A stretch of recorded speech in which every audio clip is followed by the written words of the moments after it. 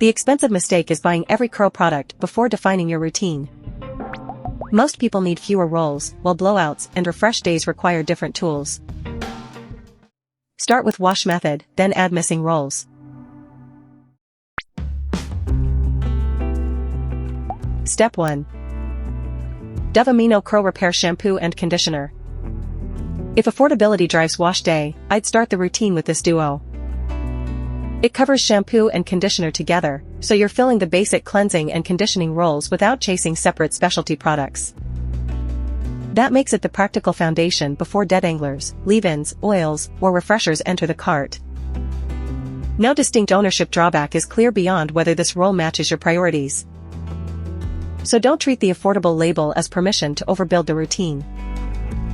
I'd skip this set if you already like your wash pair. I'd also pass if luxury wash products are the actual priority.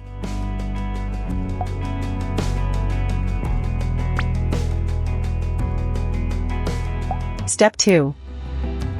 Wella Professional's Ultimate Smooth Shampoo and Conditioner. Planning to blow out your curls regularly? I'd consider this pair when the wash stage should support a more polished, salon-style routine. Its role overlaps with the Dove Duo, which means you probably need one pair, not both. The meaningful distinction is positioning. This is the luxury wash option rather than the affordability first choice. A separate product-specific burden isn't clear, so the decision stays focused on routine fit. I'd skip it when basic cleansing and conditioning are enough. But if blowouts shape your grooming method, this is the more relevant wash day lane.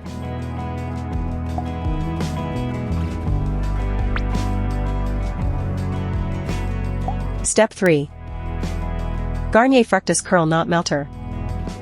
Frequent knots can justify a dedicated detangling step, especially with fine curly hair. I'd place this after choosing the wash pair, because it solves a narrower grooming problem rather than replacing shampoo or conditioner. The format makes the most sense for someone who detangles often and wants a separate product for that job. There isn't a distinct trade-off established beyond adding another item to your routine. So I'd only add it when detangling is consistently difficult.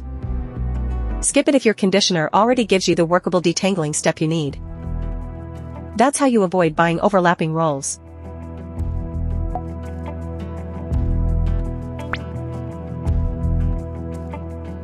Step 4. Shaeri Leave-In Cream. This is where the routine shifts from rinsed products to something left in the hair. I'd choose it for curls or coils when moisture support between washes is the missing role. Its key fit is straightforward. It's intended to moisturize without creating buildup. That makes it relevant for braid-outs or routines needing continued moisture after wash day. Still, it shouldn't automatically sit beside every cream and serum you own. No separate downside is clear, so overlap is the bigger buying concern. I'd skip it if another leave-in already handles that job. Add it for a gap, not collection building.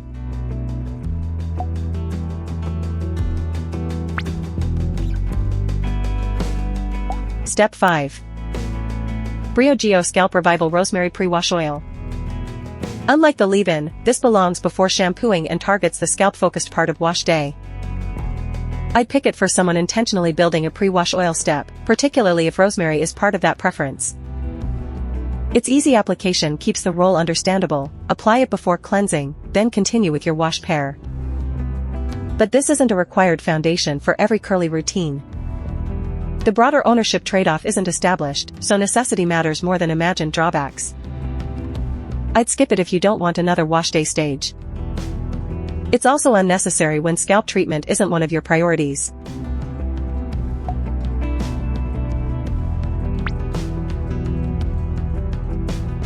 Step 6.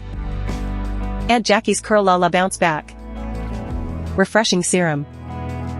Here the routine moves beyond wash day and into reviving flattened or frizzy sections.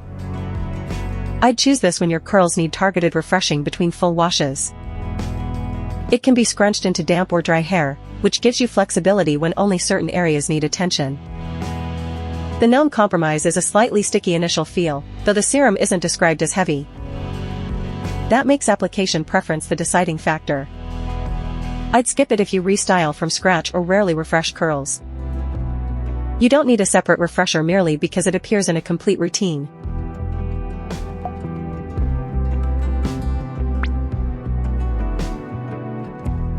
Step 7. Oribe Eternal Curls Polish and Protect Oil. For a finishing or moisture-sealing roll, I'd consider this after the routine's core products are settled. It fits dry hair and can follow washing during twists. It can also serve as a pre-wash scalp oil, so check whether that duplicates the Briogeo roll. That versatility may simplify your shelf, but only when you'll use the same oil both ways. A distinct downside isn't established beyond the risk of roll overlap. I'd skip it if hair oil isn't already part of your grooming method. I'd also avoid buying separate oils before deciding which stage actually needs one.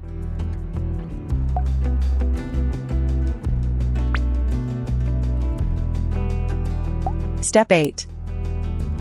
Ionic 10X UltraLight Speed Dryer. This is the routine's hardware decision, not another formula competing for shelf space. I'd choose it for regular blow drying when arm fatigue makes the process frustrating.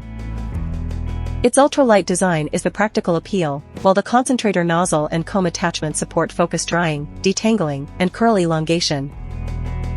Those attachments matter most when they match your usual method. Otherwise, you're adding a larger tool without using its defining role. Storage and portability details aren't clear, so check your setup before buying. I'd skip it if you air dry or rarely do blowouts. Your drying method decides this step. Choose Dove or Wella for washing, then add Garnier for detangling or Shaeri for leave-in moisture.